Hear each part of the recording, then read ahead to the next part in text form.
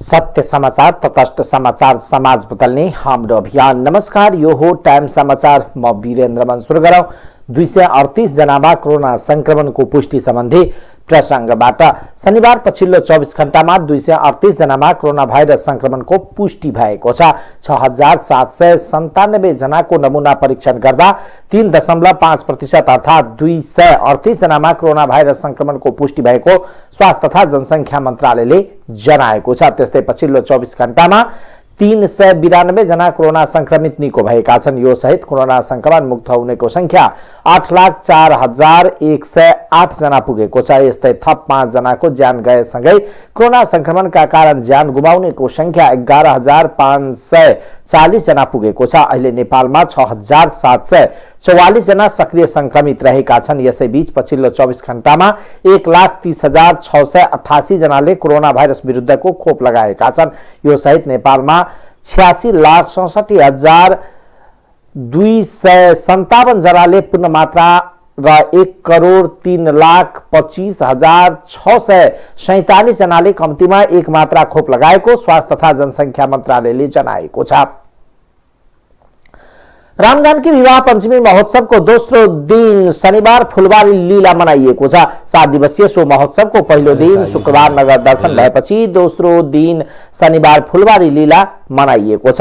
फुलबारी लीलामा फुलबारीमा भगवान राम र लक्ष्मणको प्रतीकका रूपमा एक जोडा बालबालिकालाई विवाह मण्डप प्राङ्गणमा रहेको फुलबारीमा घुमाइएको थियो। त्रेतायुगमा राम र लक्ष्मण जनकपुर आएको बेला फुलबारी घुम्न जाँदा सखी सहेलीसँग फूल टिप्न आएकी जानकीसँग पहिलो भेट भएको धार्मिक विश्वास रहेको छ। यो सोही अनुसार विवाह पञ्चमी महोत्सवमा दोस्रो दिन फुलबारी लीला घुमाउँदै राम लक्ष्मण र सीताको भेटघाट गराउने गरिन्छ।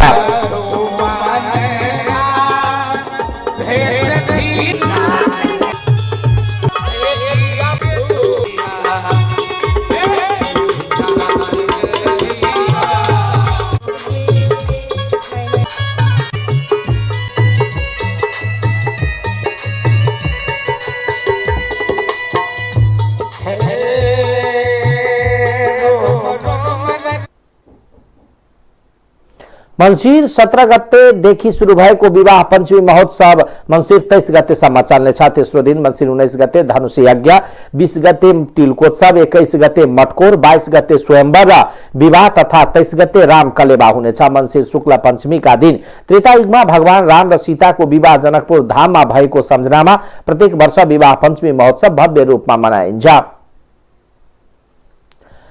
त्रेतायुगमा भएको भगवान राम सीताको विवाहको अवसरमा जनकपुरमा मनाइने विवाह पञ्चमी महोत्सवलाई भव्यता प्रदान गर्न सरसफाईको आयोजना गरिएको छ। धार्मिक आस्थासँग जोडिएको ऐतिहासिक सीताराम विवाह पञ्चमी महोत्सवलाई दृष्टिगत गरी जनकपुर धाम नगर क्षेत्रभित्र सरसफाई अभियान सुरु गरिएको छ। जनकपुर धाम उपमहानगरपालिकाका कर्मचारी आन्दोलनका कारण लामो समयदेखि फोहोर उठ्न नसक्दा जनकपुर धाम नगर क्षेत्रको सडकमा फोहोरको डङ्गुर लागेर दुर्गन्ध फैलिन थालेपछि नगर क्षेत्रमा विशेष सरसफाई अभियान सुरु गरिएको हो। विशेष सरसफाई कार्यक्रममा स्कुलका विद्यार्थी सुरक्षाकर्मीहरूको सहभागिता रहेको थियो। नगर क्षेत्र दुर्गन्धित रहेको अवस्थामा जनकपुर क्षेत्रमा बिहानैदेखि सरसफाई गरिएको हो। संस्कृति पर्यटन तथा नागरिक उड्डयन मन्त्री प्रेम बहादुर आलेले जनकपुर धाम स्थित राम जानकी मन्दिरलाई विश्व सम्पदाको सूचीमा सूचीकृत गर्न पहल गर्ने बताउनु भएको छ। श्री राम जानकी विवाह महोत्सव 2078 को अवसर पारेर मिथिला सांस्कृतिक समाजले शनिबार आयोजना गरेको कार्यक्रमलाई सम्बोधन गर्दै उहाँले धार्मिक र सांस्कृतिक हिसाबले सम्पन्न मैथिली सभ्यताको धरोहरको रूपमा रहेको राम जानकी मन्दिरलाई जतिसक्दो छिटो विश्व सम्पदा सूचीमा सूचीकृत गर्न आफूले भरपूर कोसिस गर्ने बताउनु भएको हो। विश्वभर हिन्दूको आस्थाको केन्द्रको रूपमा रहेको प्राचीन मिथिलाको राजधानी जनकपुरमा अवस्थित राम जानकी मन्दिरलाई विश्व सम्पदा सूचीमा सूचीकृत गराउन पहल भइरहेको पनि त्यसले मूर्त रूप लिन नसकेको बताउनुभयो। मैथिली सभ्यताका अगुवाहरूले जनकपुर धामलाई विश्व सम्पदा सूचीमा सूचीकृत गराउन लामो समयदेखि पहल गर्दै आइरहेका छन्। राम जानकी मन्दिरमा भगवान रामको जन्मका अवसरमा हरेक चैतमा रामनवमी, वैशाखमा जानकी नवमी, मंसिरमा राम जानकी विवाह महोत्सव लगायतका विविध सांस्कृतिक कार्यक्रम हुँदै आएको छ। यही मंसिर 22 गते विवाह पञ्चमी परेको छ। 3 वर्ष अगाडि भारतका प्रधानमन्त्री नरेन्द्र मोदीले विवाह पञ्चमीका दिन राम जानकीको पूजा अर्चना गर्नुभएको थियो। द्वापर युगमा अयोध्या का राजकुमार श्रीराम र मिथिला का राजा जनक की सुपुत्री जानकी को विवाह भएको दिनलाई विवाह पंचमी को रूपमा धूमधाम का साथ मनाइन्छ। विवाह पंचमी का दिन जनकपुर धाममा विशेष मेला लाग्ने गर्छ। विवाह पंचमी का दिन भारतबाट लाखौं भक्तजन जनकपुरको जानकी मन्दिर दर्शनका लागि आउने गरेका छन्। 21 वटा जात भएको हाम्रो देश हो। यो देशमा विभिन्न खालका फुलबारी छन्, साझा फुलबारी छन्। म मगरको छोरो भए पनि मेरो हातमा हेर्नुहुन्छ भने ओम लेखेको छु मैले। यहाँ तपाईँ खोलेर हेर्नुहुन्छ भने यहाँ मैले राम लेखेको छु। त्यसलाई मेरो पनि आफ्नो चाहिँ धर्म छ।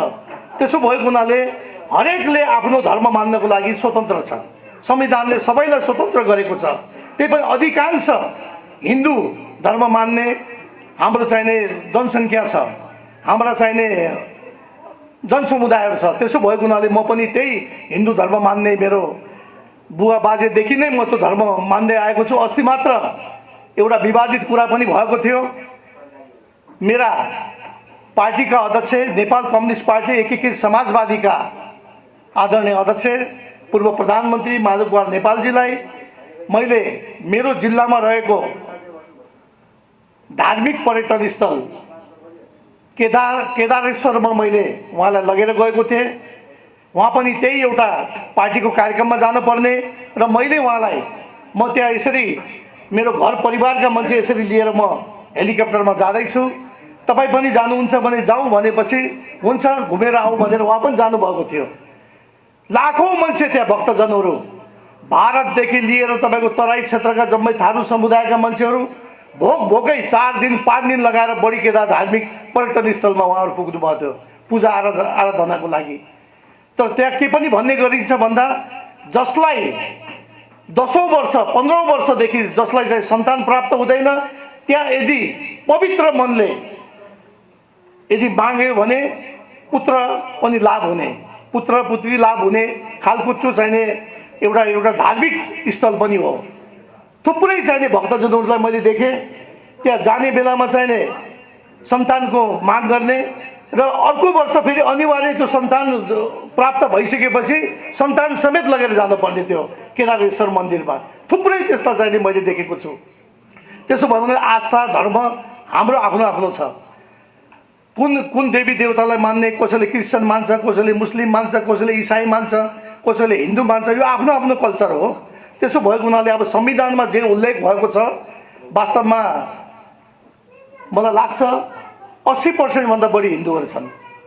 त्यही पनि संविधानले एउटा त्यो व्याख्या गरेको छ र म यहाँहरूलाई के आग्रह गर्न चाहन्छु भन्दा यी सबै कुरालाई बिस्तारै यो संविधान भनेको यो कुनै गीता कुरान र बाइबल त होइन, यो बिस्तारै परिवर्तन हुने कुरा हो।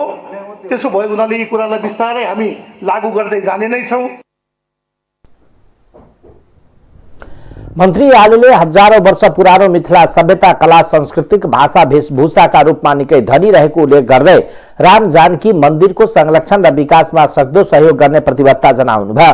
राम जानकी मन्दिरको सौन्दर्यकरण, संरक्षण, विकास निर्माणमा सांस्कृतिक मन्त्रालयको पूर्ण सहयोग रहने उहाँले बताउनुभयो। सो अवसरमा मन्त्री यादवले मिथिला संस्कृतिको विकासमा महत्वपूर्ण भूमिका निर्वाह गरेका विभिन्न व्यक्तिलाई सम्मान गर्नुभएको थियो। कार्यक्रममा समाजका पदाधिकारीले प्रदेश नम्बर 2 का पर्यटकीय गन्तव्यको पहिचान गरी प्रवर्धन गर्न सरकारसँग आग्रह गरेका थिए। प्रदेश नंबर 2 की आंतरिक मामला तथा संचार राज्य मंत्री रूबी कर्णले आफूले मन्त्रालयबाट गाडी नपाएको गुनासो गर्नुभएको छ। शुक्रबार विज्ञप्ति जारी गर्दै राज्य मन्त्री कर्णले प्रदेश 2 का आंतरिक मामला तथा संचार मन्त्री भरत शाह र प्रदेश 2 का मुख्यमन्त्री लालबाबु राउतलाई जानकारी गराउँदा पनि आफ्नो समस्याको सुनवाई नभएको गुनासो गर्नुभएको छ। गएको 2 साउनमा राज्य मन्त्री नियुक्त कर्णलाई मन्त्रालयले J1443 नम्बरको गाडी दिएको थियो। त्यो गाडी बिग्रिएपछि आफूले मन्त्री शाहसँग अर्को गाडी मागेको तर नपाएपछि यही मङ्सिर 13 गतेदेखि सार्वजनिक गाडी प्रयोग गर्न बाध्य भएको कर्णको भनाइ छ। राज्य मन्त्री कर्ण चढ्दै आएको गाडी गत सोमबार जनकपुरबाट 70 जाने क्रममा ढल्केभरमा ब्रेक फेल भएर दुर्घटना भएको थियो। त्यसक्रममा उनी सामान्य घाइते समेत भएकी थिइन्। गाडी बिग्रिएकोले मन्त्रालयमा गाडी माग गर्दा संचार मन्त्री शाहको ठाडो निर्देशनमा गाडी उपलब्ध नगराउँदा आफू समस्यामा परेको मन्त्री कर्णको कर्णले प्रेस विज्ञप्ति जारी गरेर जानकारी गराउनु भएको छ। गाडीको ब्रेक फेल भई आफू दुर्घटनाबाट झन्डै बाँचेको, सञ्चार मन्त्रालयमा 8वटा गाडी हुँदा समेत नपठाएको जानकारी मुख्यमन्त्री राउतलाई गराउन खोज्दा फोन नउठाएको मन्त्री कर्णद्वारा जारी प्रेस विज्ञप्तिमा उल्लेख छ। मन्त्रालयबाट गाडी उपलब्ध नगराएपछि सार्वजनिक गाडी चढेर काठमाडौँ जान बाध्य भएको तथा प्रदेश झर्दा समेत सार्वजनिक सवारी प्रयोग गर्दै आएको बेहोरा जानकारी गराउन चाहन्छु, राज्य मन्त्री कर्णद्वारा शुक्रबार जारी प्रेस विज्ञप्तिमा भनिएको छ। यसबाट आम जनसमुदायमा र प्रदेश सरकारप्रति पर्ने असरमा आफू आत्मालोचित नहुने पनि जानकारी गराउन चाहन्छु। नेपाली कांग्रेस महोत्तरी निर्वाचन क्षेत्र नम्बर 3 का मतदान अधिकृतले राजीनामा दिएका छन्। मतदान अधिकृत धीरेन्द्र मण्डलले आफूलाई अपहरण गरेर अवैधानिक तरिकाले प्रमाणपत्र लिएको भन्दै पदबाट राजीनामा दिएका हुन्। गत मङ्सिर 15 गते सहमति मार्फत क्षेत्रीय अधिवेशन गर्ने सहमति भए पनि महोत्तरी निर्वाचन क्षेत्र नम्बर 3 को क्षेत्रीय अधिवेशन अन्तर्गत बन्द सत्र स्थगित गरिएको थियो। बन्द सत्रको क्रममा हो हल्ला भएपछि स्थगित गर्नु परेको मतदान अधिकृत मण्डलले जनाउनुभयो। मण्डलले एक विज्ञप्ति जारी गर्दै शुक्रबार साँझ एक समूहले जनकपुर धाम वार्ड नम्बर 8 घरबाट अपहरण गरेर आफू खुसी अवैधानिक तरिकाले प्रमाणपत्र लिएको भन्दै सो प्रमाणपत्र रद्द गर्नुपर्ने माग गरेका छन्। त्यहाँ आफूले क्षेत्रीय अधिवेशन गराउन नसक्ने भन्दै राजीनामा दिएको मण्डलले जनाएका छन्। महोत्तरीको बाँकी 3वटा क्षेत्रमा अधिवेशन सम्पन्न भइसकेको छ। क्षेत्र नम्बर 1 मा महेश झा, क्षेत्र नम्बर 2 मा राजकरण शाह, क्षेत्र नम्बर 4 मा उत्तम यादव सर्वसम्मत चयन भइसकेका छन्। महोत्तरी निर्वाचन क्षेत्र नम्बर 3 को अधिवेशनको क्रममा गत बुधबार झडप समेत भएको थियो। कांग्रेसका उपसभापति विमलेन निधि र वरिष्ठ नेता रामचन्द्र पौडेल प्यानल बीच भएको विवाद र अडानले झडप भएको थियो। महोत्तरी क्षेत्र नम्बर 4 बाट महोत्तरी क्षेत्र नम्बर 3 बाट मनोज झा, राघवेन्द्र झा, रामु यादव सभापति आकांक्षी छन्। मनोज झा र रामु यादव विमलेन र निधि निकट मानिन्छ भने राघवेन्द्र रामचन्द्र पौडेल निकट हुन्। महोत्तरीबाट 1 क्विन्टल लागू औषध गाजा सहित 3 जना पक्राउ परेका छन्। महोत्तरीको एकडाँडा गाउँपालिका वार्ड नम्बर 5 भथनहा इटा भट्टा नजिकबाट पोका पारेर राखेको 1 क्विन्टल 1.5 किलो गाजा प्रहरीले बरामद गरेको छ। गाजा सहित पक्राउ पर्नेमा एकडाँडा गाउँपालिका 5 का 36 वर्षीय रमेश पासवान, वार्ड नम्बर 2 का रामलखन पासवान र जलेश्वर नगरपालिका वार्ड नम्बर 7 का 50 वर्षीय सुरेश पासवान रहेका छन्। सशस्त्र प्रहरी बल नम्बर 2 छिनमस्ता बाहिनी बर्दिवासबाट खटेको प्रहरी टोलीले शुक्रबार राति उक्त गाजा सहित 3 जनालाई पक्राउ गरेको जनाएको छ। 3 जनालाई गाजा सहित आवश्यक कारबाहीका लागि जिल्ला प्रहरी कार्यालय महोत्तरीलाई जिम्मा लगाएको सशस्त्र प्रहरीले जनाएको छ।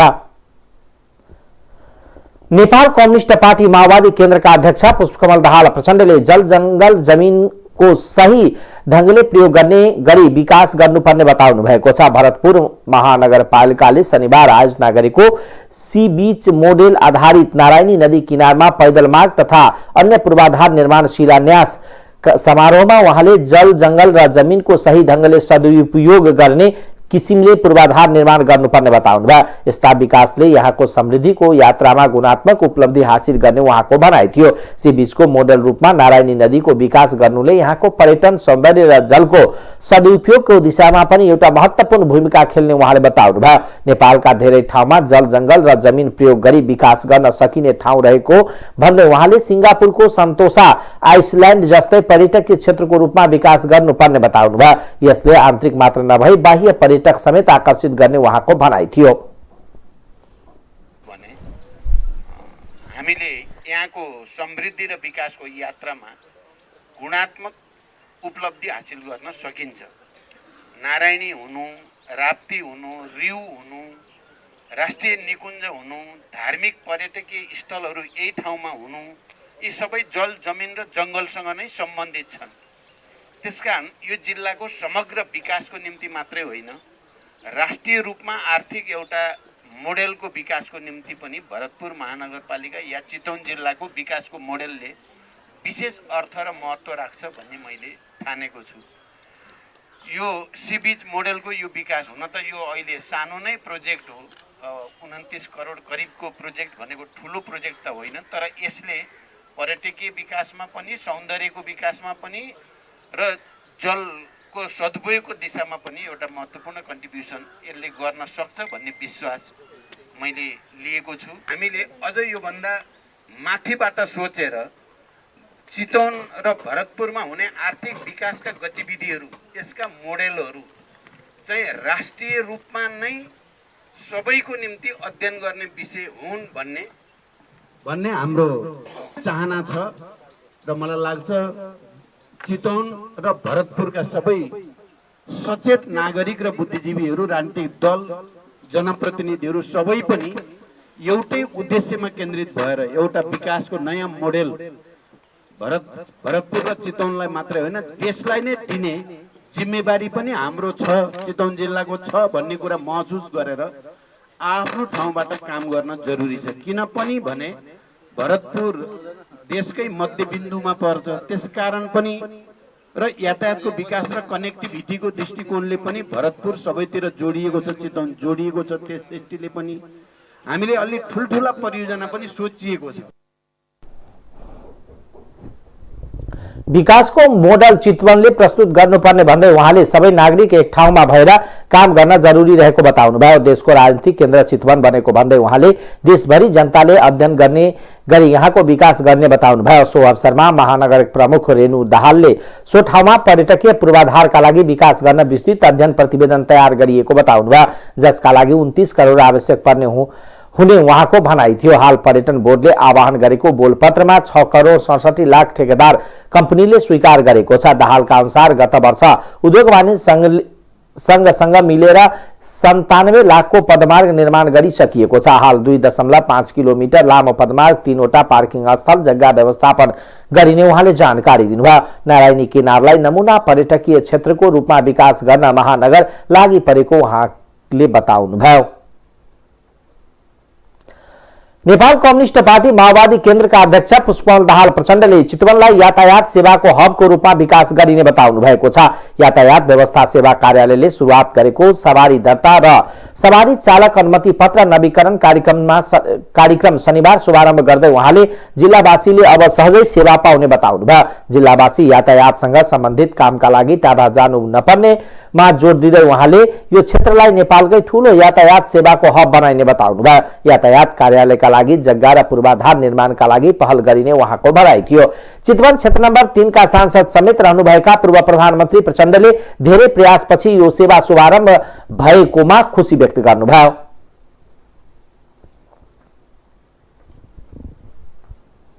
लाभ पनि उल्लेख्य मात्रामा हुने भएको हुनाले पनि हामी सबैको चाहिँ अलि बढी इन्ट्रेस्ट भयो भन्ने कुरा पनि आयो।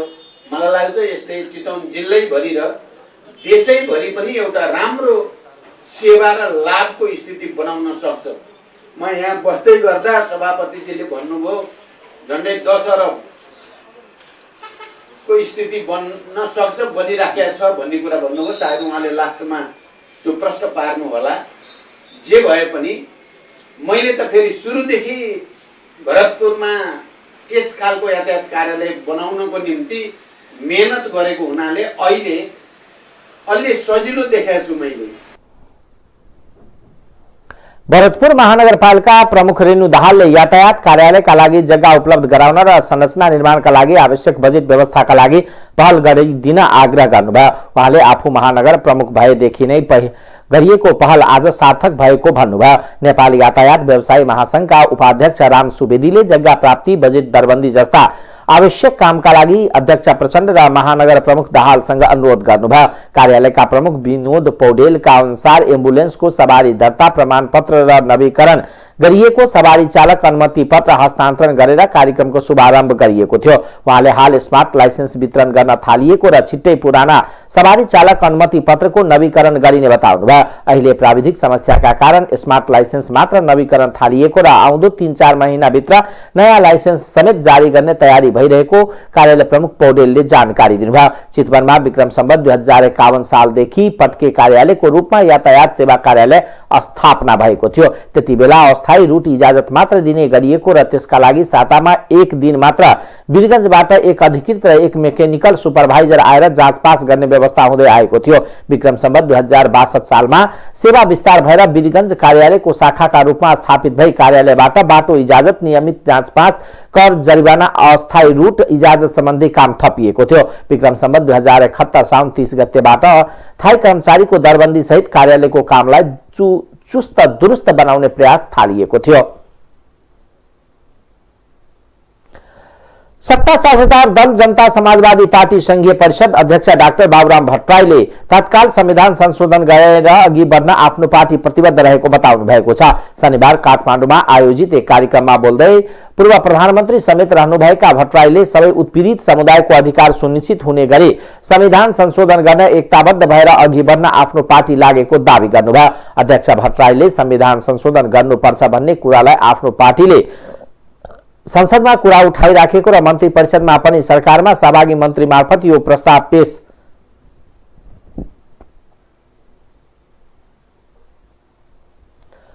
पेश गर्न लगाउने आश्वासन दिनुभयो। उहाँले फेरि पनि सङ्घर्ष नगरिकन यो प्राप्त हुँदैन। अहिले संसदबाट मात्रै सबै थोक होस् भनेर मात्र हुँदैन, सांकेतिक हुन्छ।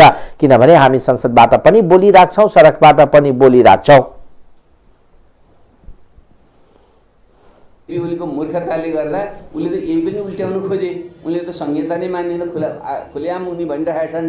र त अब अरू दक्षिणपन्थी शक्ति यति हावी हुँदै गइरहे, यहाँ छ कि आफूलाई वैकल्पिक भन्ने रविन्द्र मिश्रहरू समेतले संहिता खारेजलाई चाहिँ मुद्दै बनाएर जान लागिसके।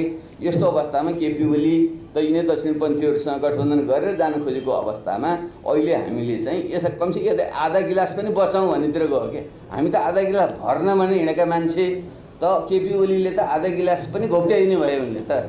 त्यसैले फेरि थोरै केही समय चाहिँ हामी अलिकति अड्किएकै हो। अहिले आधा गिलास त बचाउँ भन्ने ठाउँमा अहिले हामी पुग्यौँ। आधा गिलास बचाउँ भनेको अर्थ आधा गिलास भर्ने काम छोड्या भन्ने अर्थ होइन, त्यो नबुझिदिनु होला। त्यसैले अहिलेको जुन यो सरकार हो त्यो चाहिँ त्यही आधा गिलास बचाउनलाई मात्रै जोडेबल गरिरहेको छ। हो, आधा गिलास त बचाउनु पर्यो, तर सँगसँगै साथीहरूले त आधा गिलास पनि भरौँ जान्नुभएको छ, त्यसलाई प्रयत्न गरौँ। तर अहिले किन नसकिएला भने एक त यही सरकारभित्रै काङ्ग्रेस पनि आधा खुट्टा यता आधा खुट्टा अर्कोतिरबाट उभिया छ। अब प्रचण्डजीको पार्टी दोस्रो छ, उहाँ पनि धर्मन गरिरहनुहुन्छ, आधा समर्थन जस्तो आधा जस्तो गर्नुहुन्छ। अब हाम्रो चाहिँ सङ्ख्या चाहिँ पुग्दैन। त्यो कारणले गर्दा अब अहिले त हामीले सङ्घर्ष मात्रै गर्ने हुन्छ। त्यहाँ सदनबाट हामी उठाउँछौँ, क्याबिनेटमा हाम्रो मन्त्रीजीहरू हुनुहुन्छ, उहाँले त्यहाँबाट चाहिँ संविधान संशोधन प्रस्ताव लैजाउँ आदि उहाँले गर्नुहुन्छ र सडकबाट र सदनबाट हामीले चाहिँ दबाब चाहिँ सिर्जना गर्छौँ। अध्यक्ष भट्टराईले फेरि पनि सङ्घर्ष नगरी न्याय र अधिकार प्राप्त गर्न नसकिने तर्क समेत गर्नुभयो। उहाँले नेवार स्वायत्त राज्य स्थापनाका लागि नेवार समुदायले हस्तक्षेपकारी भूमिका निर्वाह गर्नुपर्नेमा जोड दिनुभयो। संहिता नै मानिन खुलेआम बागमती प्रदेश सरकारले मन्त्रालय फुटाएर 14वटा पुर्याएको छ। प्रदेशको गठबन्धन सरकारमा सहभागी दलबीच भागबण्डा मिलाउन मन्त्रालय फुटाइएको हो। बागमती प्रदेश सरकार स्थापना हुँदा 7वटा मन्त्रालय मात्र भए पनि अहिले 14वटा पुगेका छन्। मुख्यमन्त्री तथा मन्त्री परिषदको कार्यालय समेत आर्थिक मामिला तथा योजना मन्त्रालय, आन्तरिक मामिला तथा कानून मन्त्रालय, भूमि व्यवस्था, कृषि तथा सहकारी मन्त्रालय, उद्योग पर्यटन वन तथा वातावरण मन्त्रालय, भौतिक पूर्वाधार विकास मन्त्रालय, सामाजिक विकास मन्त्रालय र स्वास्थ्य मन्त्रालय रहेका थिए। यसअघि अष्टलक्ष्मी साक्य नेतृत्वको सरकारले सामाजिक विकास मन्त्रालय फुटाएर स्वास्थ्य मन्त्रालय सहित 8 मन्त्रालय बनाएको थियो। अहिले प्रदेशका मुख्यमन्त्री राजेन्द्र पाण्डे नेतृत्वको सरकारले एउटै मन्त्रालयलाई 3 टुक्रा पारेको छ। उद्योग पर्यटन वन तथा वातावरण मन्त्रालय अहिले 3वटा भएको छ। अहिले उद्योग वाणिज्य तथा आपूर्ति मन्त्रालय, संस्कृति तथा पर्यटन मन्त्रालय, वन तथा वातावरण मन्त्रालय भएको छ। यस्तै सामाजिक विकास मन्त्रालय अब फेरि फुटाएर युवा तथा खेलकुद मन्त्रालय बनाइएको छ। त्यस्तै भौतिक पूर्वाधार विकास मन्त्रालय फुटाएर भौतिक पूर्वाधार विकास मन्त्रालय, खानेपानी, ऊर्जा तथा सिंचाई मन्त्रालय र श्रम रोजगार तथा यातायात मन्त्रालय बनाइएको छ। त्यस्तै कृषि तथा पशुपक्षी विकास मन्त्रालय, भूमि व्यवस्था, सहकारी तथा गरिबी निवारण मन्त्रालय बनाइएको छ। मङ्सिर 15 गतेको मन्त्री परिषदको निर्णय अनुसार मन्त्रालय थप गरी राजपत्रमा सूचना समेत प्रकाशन गरिएको छ। राष्ट्रिय प्रजातन्त्र पार्टी राप्रपाको एकता अधिवेशनमा नयाँ नेतृत्व चयनका लागि मतदान चलिरहेको छ। काठमाडौँको भ्रिकुटी मण्डपमा दिउँसो 12 बजेदेखि मतदान सुरु भएको हो। बिहान 8 बजेदेखि नै मतदान सुरु हुने कार्यतालिका भए पनि ढिलाइ भएको थियो। बेलुका 5 बजेसम्म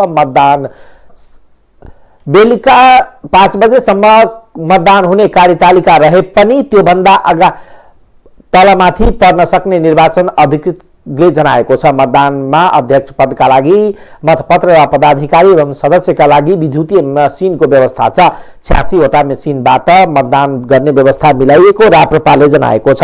अध्यक्ष सहित 179 सदस्यीय निर्वाचन समितिका लागि 266 जनाले उम्मेदवारी दर्ता गराएका छन्। अध्यक्षमा कमल थापा र राजेन्द्र लिङ्गदेन प्रतिस्पर्धामा हुनुहुन्छ। झन्डै 2 वर्ष अगाडि राप्रपा संयुक्तको एकतापछि पहिलो पटक महाधिवेशन भइरहेको हो। महाधिवेशनमा देशभरबाट 4700 प्रतिनिधि सहभागी भएका छन्। ऊर्जा जलस्रोत तथा सिंचाई मंत्री पम्फा भूषालले हाल पाटन दरबार स्क्वायर स्थित स्थानीय समुदायको पहलमा निर्माणाधीन भीमसेन मन्दिरको राष्ट्रका साथै अन्तर्राष्ट्रिय जगतमा समेत प्रतिष्ठा बढाइरहेको बताउनु भएको छ। ललितपुर उद्योग वाणिज्य संघको आयोजनामा शनिबार सो मन्दिरमा जनश्रमदानबाट झिगिटी हाल्ने कार्यक्रमलाई सम्बोधन गर्दै उहाँले सामूहिक रूपमा गर्न चाहे हरेक कुरा सम्भव रहेको बताउनु भयो। मन्त्री भूषालले 6 वर्ष अघि भूकम्प क्षति पुर्याएको पाटनको यस सम्पदामा हाम्रो सम्पदा आफै बनाऊ भन्ने नाराले मूर्त रूप लिएको र मन्दिर लामो समय त्यतिकै जीर्ण रहनुपर्ने अवस्था रहेको बताउनु भयो। जनताको सहयोग अघि बढिरहेको निर्माणको कामले मुलुकमा हरेक व्यक्तिलाई कर्तव्यबोध समेत गराएको उहाँको भनाइ थियो। ललितपुरको मात्रै होइन, देशकै र अन्तर्राष्ट्रिय हिसाबले पुरातत्व महत्त्व राख्ने भीमसेन मन्दिर यसै पनि अलि पुरानो भएको थियो। भूकम्पले छेदविच्छेद गरेपछि हाम्रो सम्पदा हामी बनाऊ भन्ने नारा अन्तर्गत अनि तात्कालीन हाम्रो उद्योग वाणिज्य सङ्घ ललितपुरको अध्यक्ष अहिले केन्द्रीय सदस्य उहाँ कृष्णलालजीको नेतृत्वमा, तर सर्वपक्षीय हामी समेत पनि त्यसमा वरिष्ठ सल्लाहकार बसेर यो निर्माण गरेको पुनर्निर्माण गरेको एउटा सम्पदा हो। अध्यक्ष कृष्णलाल महर्जनले शनिबार बिहान 9:30 बजेदेखि दिउँसो 2 बजेसम्म सो काम गर्न ललितपुर जनता सहभागी रहेको बताउनु भयो। मन्दिर पुनर्निर्माणमा प्राविधिक सहयोगको जिम्मा लिएको काठमाडौँ भ्याली प्रिभेन्सन ट्रस्ट केभीटी का निर्देशक डाक्टर रोहित रञ्जिकाले झिङ्गिटी छाउने काम अझै 10-12 दिन लाग्ने बताउनु भयो। सालमा पछि चाहिँ यसलाई चाहिँ पुनर्निर्माणको काम बाँकी थियो।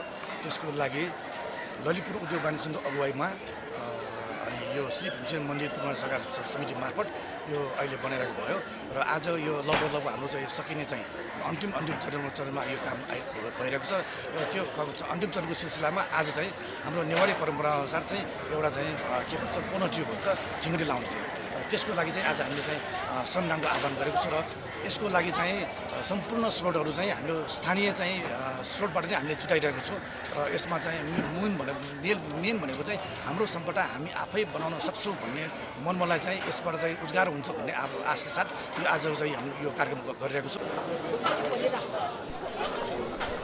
विक्रम सम्वत 2072 को गोर्खा भूकम्प र पटक पटक आएको पराकम्पका कारण मन्दिरको दलिन बीम माथिल्लो तलाको गाह्रो थाम्ने धाम समेत भाँचिएर चिरा परेको थियो। 3 तले मन्दिरको सबैमाथि गजोर हाल्ने अनि सोही तलामा सुन लेपन गरिएको तामाको छाडा छाइएको र दोस्रो तलामा झिगटी छाउने समेत सकिएकोमा हाल बाँकी रहेको तलाको काम अघि बढाइएको हो। संघका अध्यक्ष मनोज बहादुर न्यौछ्याउले झिंगटी काम सकेर मन्दिरको तोरण आदि सम्पूर्ण सरसफाई पुसभित्र सम्पन्न गरिने जानकारी दिनुभयो। 4 शताब्दी भन्दा पुरानो इतिहास बोकेको मल्लकालीन भीमसेन मन्दिर उपत्यकाकै नमुना धरोहरको रूपमा प्रगोडा शैलीमा निर्माण भइरहेको छ। सो कामका लागि मन्दिरमा स्थानीय जनताका साथै विभिन्न जात जाति समाज विभिन्न संघ संस्थाका व्यक्ति समेत सहभागी थिए। विश्व सम्पदा सूचीमा सूचीकृत ललितपुर महानगरपालिका 16 मा उक्त मन्दिर छ। 2042 सालमा चोरी भएर अमेरिकाको टेक्सास पुर्याइएको लक्ष्मीनारायण वासुदेव कामाजाको मूर्तिलाई पहिलेकै मन्दिरमा प्रतिस्थापना गरिएको छ। शनिबार ललितपुरको पटको टोलमा बाजागाजा र पूजा अर्चना सहित मन्दिरमा स्थापना गरिएको हो। गएको चैत अन्तिम साता लक्ष्मीनारायणको मूर्ति अमेरिकाबाट नेपाल फर्काइएको थियो भने त्यस लगत्तै अमेरिकी दूतावासले मूर्ति नेपाल सरकारलाई हस्तान्तरण गरेको थियो। मूर्ति अमेरिकाको डल्लास म्युजियममा प्रदर्शनमा रहेको पाइएपछि नेपाल फर्काउन पहल गरिएको थियो।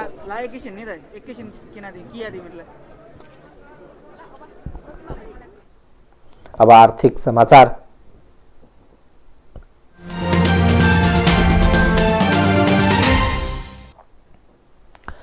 नेपालको वैदेशिक व्यापारको यो 4 महिनामा वस्तु तथा सेवा निकासी 100% वृद्धि भएको छ। चालु आर्थिक वर्ष 78-79 को पहिलो चौमासमा गत वर्षको तुलनामा साउनदेखि कार्तिकसम्मको निकासीमा 100% वृद्धि देखिएको हो। भन्सार विभागको चालु तथ्याङ्क अनुसार आर्थिक वर्ष पहिलो महिनामा साउनमा नेपालबाट हुने निकासीमा गत वर्षको तुलनामा 115.85% को वृद्धि देखिएको छ। भन्सारको तथ्याङ्क अनुसार भदौ, असोज र कार्तिकमा नेपालबाट हुने निकासी मा क्रमशः 115.43%, 109.54 र 104.29% वृद्धि देखिएको छ। नेपालको कच्चा पदार्थ आयात गरी प्रशोधित खाद्य तेल निकासी गर्दा यो वर्ष नेपालको निर्यातमा 100% वृद्धि भएको। चालु आर्थिक वर्षको पहिलो 4 महिनामा नेपालले कुल 82 अर्ब 12 करोडको वस्तु तथा सामग्रीहरू निर्यात गरेको छ। उक्त निर्यातमा पाम, भटमास र सूर्यमुखी तेल निर्यातको अंश मात्र 57.8% छ। यस अवधिमा नेपालले 47 अर्ब 46 करोड मूल्य बराबरको प्रशोधित खाद्य भटमास, पाम, सूर्यमुखी तेल निर्यात गरेको छ। यस हिसाबले नेपालबाट निर्यात हुने वस्तुहरूमा मुख्य अंश तेलले लिन थालेको छ। व्यापार तथा निकासी प्रवर्धन केन्द्र टीईपीसी को 4 महीनाको विवरण अनुसार निर्यातमा भटमास तेलको अंश 32.15, पामको 23.16, सूर्यमुखी तेलको 2.48% रहेको छ।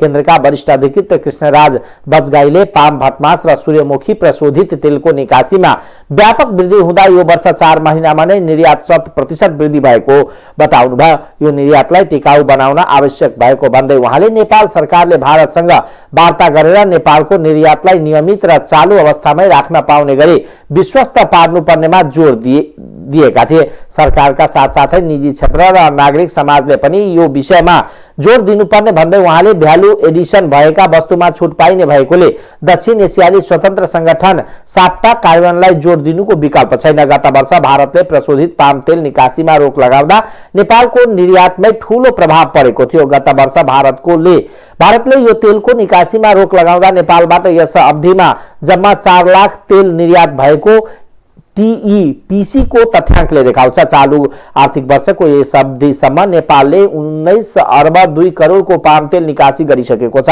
भारतले कोटा लगाउने विषय अघि सारे पनि नेपालले यसलाई सकारात्मक लिनुपर्ने उहाँको जोड छ। कोटा प्रणालीमा जाँदा पनि केही मात्रामा भए पनि नेपालले लाभ लिन सक्ने देखिन्छ। उहाँले नेपालकै वस्तुहरूको निर्यात बढाउन उत्पादन वृद्धिको विकल्प नभएको बताउनुभयो। नेपालको नजिकका बजार भारत, चीन र बंगलादेशमा बहुराष्ट्रिय कम्पनीहरू आइरहेको भन्दै उहाँले नेपालले यिनै बजारलाई लक्षित गरेर उत्पादन र निकासी बढाउनेतर्फ ध्यान दिन जरुरी भएको बताउँछन्।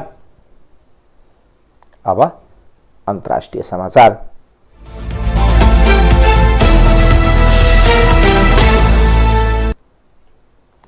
तालिबान समूहले महिला अधिकारको रक्षाका लागि निर्देशिका जारी गरेको छ। अफगानिस्तानमा सत्ता सञ्चालन गरिरहेको तालिबानले महिलाको अधिकारको रक्षा गर्न नसकेको भनेर विश्वमा आलोचना भइरहेको बेला प्रतिबद्धता सहित निर्देशिका जारी गरेको हो। तालिबानका सर्वोच्च नेता हबतुल्लाह अखुन्दाजाले निर्देशिका जारी गर्दै महिलालाई स्वतन्त्रता दिएको बताउनु भएको समाचार संस्था सिन्वाले जनाएको छ। निर्देशिकामा महिला तथा बालबालिकाहरू विद्यालय जान पाउने र विवाहका लागि पनि महिलामाथि कुनै दबाव दिन नपाइने उल्लेख छ। यस्तै महिलाले आफ्नो इच्छा अनुसार विवाह गर्न पाउने, कुनै व्यक्तिले एक भन्दा बढी श्रीमती राखेको छ भने उसले इस्लामिक कानून अनुसार अधिकार महिलालाई दिनुपर्ने कुरा पनि निर्देशिकामा उल्लेख छ। तालिबानहरू सत्तामा आएपछि उनीहरूले महिला र बालबालिकालाई अधिकार नदिएको र दबाव दिएको भनेर विश्वव्यापी रूपमा आलोचना भइरहेको छ। कोरोना भाइरसको नयाँ भेरिएन्ट ओमिक्रोन श्रीलङ्कामा पनि देखिएको छ। पछिल्लो पटक अफ्रिकामा भेटिएको भनिएको यस भाइरसको संक्रमित श्रीलङ्कामा पनि देखिएको बताइएको हो। श्रीलङ्काको स्वास्थ्य मन्त्रालयले यो कुराको जानकारी दिएको हो। सो मन्त्रालयका अनुसार नाइजेरियाबाट केही दिन अघि श्रीलङ्का एकजना व्यक्तिमा सो भाइरस देखिएको बताइएको छ। उहाँलाई हाल क्वारेन्टिनमा राखिएको छ। यही उनको उपचार भइरहेको बताइएको छ। तर पनि उनको अवस्था भने त्यति गम्भीर नपाइएको पनि बताइएको छ। अमेरिकाले न्युयोर्क शहरका पनि बिहिबार मात्र सो भाइरस भेटिएको अमेरिकाका स्वास्थ्य अधिकारीले बताएका थिए। उनीहरूले यो नयाँ भेरिएन्ट गत बुधबार मात्र अमेरिकाको क्यालिफोर्नियामा पत्ता लागेको पाइएको बताइएका थिए। यही नोभेम्बर 22मा दक्षिण अफ्रिकामा आएको एकजना व्यक्तिमा सो भेरिएन्ट देखिएको बताइएको थियो। सो भाइरस केही दिनमा नै विश्वका विभिन्न देशमा देखिसकेको छ। अहिले यो भाइरस विश्वका 35 भन्दा बढी देशमा भेटिसकेको छ। कोरोनाको नयाँ भेरिएन्ट ओमिक्रोनका कारण अहिलेसम्म कसैको पनि ज्यान नगएको विश्व स्वास्थ्य संगठन WHO ले जनाएको छ। ओमिक्रोन भाइरसको संक्रमण देखिएपछि नर्वेको ओस्लोमा प्रतिबन्ध लागू गरिएको छ। कोरोना भाइरसको नयाँ भेरिएन्ट ओमिक्रोनका एकजना बिरामी भेटिएपछि प्रतिबन्ध सहित स्वास्थ्यका मापदण्ड पालनमा कडाई गरिएको छ।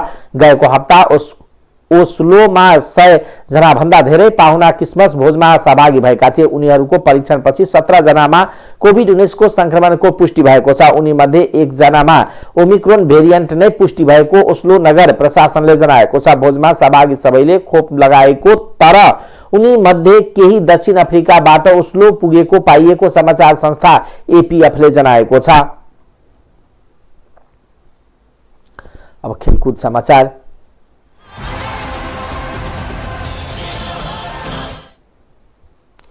शहीद स्मारक ए डिभिजन लीग फुटबलको शनिबारको पहिलो खेलमा संकटा क्लब मानाङ मर्साङ्दी क्लबले 2-2 गोल बराबरी खेलेका छन्। हारतर्फ गएको मानाङको लागि इन्जुरी समयको अन्तिम मिनेटमा फ्राङ्किलिन कोलेटाले गोल गरेपछि खेल रोमाञ्चक बराबरीमा सकियो। बराबरीपछि मानाङ 7 अङ्क सहित दोस्रो स्थानमा यथावत छ। मानाङ र सातो बाटोको समान 7 अङ्क रहे पनि गोल अन्तरका आधारमा सातो बाटो शीर्ष स्थानमा छ। संकटा भने 5 खेल सहित तेस्रो स्थानमा पुगेको छ। त्यस्तै शनिबार नै दोस्रो खेलमा च्यासल युथ क्लब र न्यू रोड टिम NRT खेल्दैछन्। च्यासल 2 खेलमा 3 अङ्क जोडेर 8औं स्थानमा छ भने NRT 2 खेलमा 1 अङ्क सहित लिगको 12औं स्थानमा छ।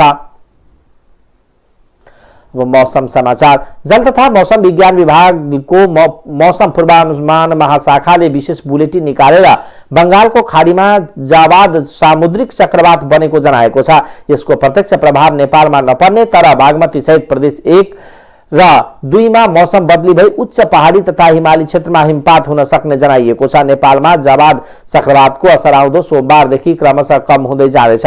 भोलिदेखि पुनः अर्को पश्चिमी न्यूनचापीय प्रणालीको प्रभाव नेपालमा पर्नेछ।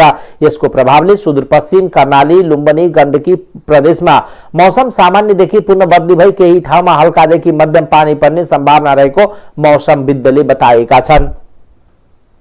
टाइम्स समाचार अहिलेको लागि यति नै। हेर्दै गर्नुहोला टाइम्स टेलिभिजन। नमस्कार।